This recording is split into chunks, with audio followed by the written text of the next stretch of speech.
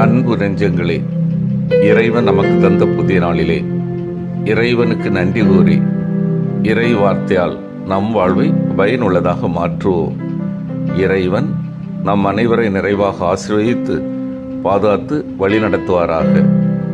இன்றைய நற்செய்தி வாச சிந்தனை, இறை உறவோடு சமூக மாற்றம். யோவான் நற்செய்தி நூல் பிரிவு 10, இறை சொற்றொடர்கள் 31 முதல் 42 முடிய. இதன் விளக்கம் அறிவோம். இயேசு தந்தைக்கும் தமக்கும் இடையே தனிப்பட்ட ஆழ்ந்த ஓர் உறவு உண்டு என்று கூறினார். சாதாரண மனித கடவுளோடு இப்படிப்பட்ட சிறப்பான சரிநக உறவு கொண்டாடுவது இறைவனை பழிப்பதாகும். எனவே இயேசுவை எறிவதற்காக உண்மையிலே கற்களை பொறுக்குகின்றன. நீங்கள் தெய்வங்கள் என நான் கூறினேன். இயேசு அவர்களுக்கு 2 வகையில் பதில் இருக்கிறார். முதலில் மறைநூலிலிருந்து தாம் கூறிய சரியே என்று ஆதாரம் காட்டுகிறார். நீங்கள் தெய்வங்கள் என்பது திருப்பாடல் 82:6 வருகிறது. நீங்கள் தெய்வங்கள், நீங்கள் எல்லாரும் உன்னதரின் புதல்வர்கள் என்ற இத்திருப்பாடல் வாக்கு அக்கால நீதி தலைவர்களை பார்த்து கூறப்பட்டது. நீதி தலைவர்கள் நீதியுடன் தீர்ப்பிட வேண்டும். கடவுளின் வார்த்தை பெற்று ஒரு தனிப்பட்ட பணிக்காக குறிக்கப்பட்டவர்களை மறைநூல் தெய்வங்கள் என்று அழைத்தது என்றால், தந்தை தம் சொந்த பணிக்காக அப்பணிக்கு புனிதப்படுத்தி என்னும் சொல்லின் மூலப்பொருள் இதுதான். உலகிற்கு அனுப்பிய தம்மையை கடவுளின் மகன் என்றால் அது பழிச்சொல்லாகுமோ என கேட்கிறார் இயேசு.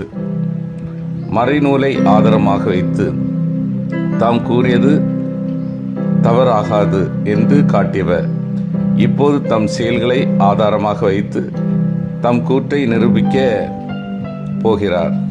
என்னை நம்பாவிட்டாலும் என் செயல்களையாவது நம்புங்கள் என இயேசு அவர்களுக்கு அழைப்பு விடுக்கிறார்.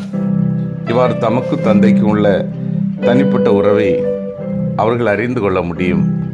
ஆனால் அவ்வழைப்பு வழக்கம் போல் பயனற்று போகிறது.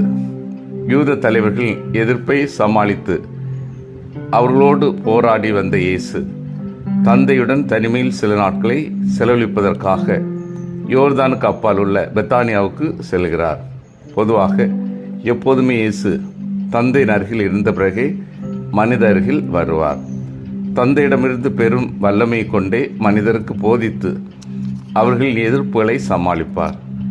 இங்கும் இருள் சக்திகளோடு இறுதி போராட்டத்தை தொடங்கும் முன் மீண்டும் தந்தையுடன் உறவு கொள்ள தனியிடம் தேடி செல்கிறார். அவர் செல்லும் இடம் முக்கியமானது.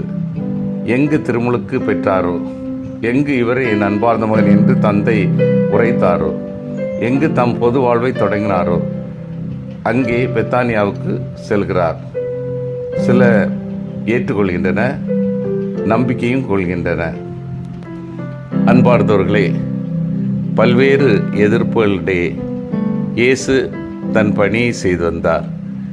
இதோ இக்குழந்தை இஸ்ராயல் மக்கள் பலர் வீழ்ச்சிக்கும் எழுச்சிக்கும் காரணமாக இருக்கும், எதிர்க்கப்படும் அடையாளமாக இருக்கும் என்ற இறைவாக்கின சிமியோனின் வாக்கு செயல்பட தொடங்கியது. தன் சொந்த ஊரிலேயே அவருக்கு எதிர்ப்பு. அவரை கல்லால் எரிந்து கொள்ளவும், கேள்விகள் கேட்டு அவமானப்படுத்தவும், வாதம் புரிந்து தோற்கடிக்கும் சூழ்ச்சிகள் செய்து ரோமியர்களிடம் மாட்டிவிடவும் பல முயற்சிகள். இவை அனைத்திற்குமான காரணங்கள் அவர் கடவுளை தந்தை என்று அழைத்ததும், என்னை காண்கிறவன் தந்தையை காணலாம் என்றும், தந்தை செயலினையே நான் செய்கிறேன் என்றும், கடவுளை நம்மோடு ஐக்கியப்படுத்துவதற்காகவே, கடவுளை நம்மத்தில் கொண்டு வந்ததற்காகவே அவரை மத்தியில் விட்டு அனைவரும் ஏளனம் செய்தன. யூதர்களை பொறுத்தவரை கடவுளை எங்கோ இருப்பவராக பார்த்தன. அவரை தம்மில் ஒருவராக அவர்களால் பார்க்க முடியவில்லை. அவர் இப்படி அப்படி என்று கடவுளுக்கு வரையறை கொடுத்தார்கள். கடவுளை தன் அறிவுத்திறனால் கட்டி போட நினைத்தார்கள். ஆனால் இயேசு இம்மானுவேலனாக கடவுள் நம்மோடு இருப்பதை அவர்களால் ஏற்றுக்கொள்ள முடியவில்லை. சமூக மாற்றம்தான் யூதர்களுக்கு எரிச்சலை ஊட்டுகின்றது. எதற்காக என்றால், அவர்கள் தங்கள் வாழ்வில் ஒரு சிலரை உயர்குடியினராக பார்த்தார்கள். அதாவது குருக்கள், பரிசேயர்கள், மறைநூல் வல்லுநர்கள், சதுசேயர். இவர்கள் அனைவருமே யூத குலத்தில் உயர்ந்தவர்கள் என்ற கண்ணோட்டம், அதுபோல ஒரு சிலரை தாழ்ந்தவர்களாக அவர்கள் எண்ணினார்கள். அதாவது பாவிகள், வரி தண்டுவோர், சமாரியர், பிற இனத்தவர்கள். எனவே தான் இயேசுவின் செயல்பாடு இந்த தாழ்த்தப்பட்டவருக்கு வாழ்வளிப்பது போன்றே பல செயல்களை செய்து காட்டினார். நல்ல சமாரியர் உவமை, சமாரிய பெண், இவையெல்லாம் இந்த சமுதாய கட்டுகளை உடைத்து மாற்றத்தை கொணர இதுதான் உண்மையான செயல்பாடு. இதனை இறுதியில் யூதர்கள் புரிந்து கொண்டதால் இயேசுவின் மீது கற்கள். சிந்தித்து தியானித்து செயல்படுவோம். மறைநூல் உணர்த்தும் உண்மையை உணர்ந்து செயல்படுகின்றேனா? இறைவனோடு இணைந்து வாழ்வதை நான் விரும்புகின்றேனா? நெருக்கடிகள் மத்தியிலும் முன்மதியோடு செயல்படுகின்றேனா? மன்றாடுவோமாக.